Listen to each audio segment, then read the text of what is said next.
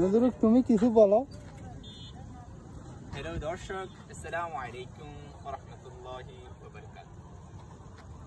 আপনারা সবাই কেমন আছেন? আশা করি সবাই ভালো আছেন। ইনশাআল্লাহ আপনাদের দোয়ায় আমি অনেক ভালো আছি।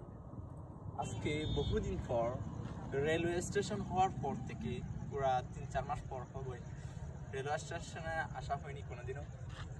আজকে আমি আর আমার ভাই ইসা এই বাসার মধ্যে একটা গবেষণার পর ওনার সাথে রেলওয়ে স্টেশনে কথাবার্তা বলছিলাম। এই মনের মধ্যে একটা সাহস জুগাইছি, মনে মনে বলতেছি আর আমি আজকে আমরা দুই ভাই মানে প্রতিযোগিতা দিব। প্রতিযোগিতা বলতে হেঁটে হেঁটে আমাদের এখান থেকে হেঁটে হেঁটে রেলওয়ে স্টেশনে যাব। তখন আসছি, অনেক ভালো লাগতেছে আমরা দুপুর থেকে রওনা হয়েছি। আস্তে আস্তে এশার আজান হয়ে গেছে, এশার পর হয়েছে না। তারপর দেখলাম রেল, দেখলাম মানুষজন উঠতেছে রেলে, ভালো লাগতেছে। চিন্তা করতেছি আমরা কোথায় মানে রেল নিয়ে কোথায় যাব।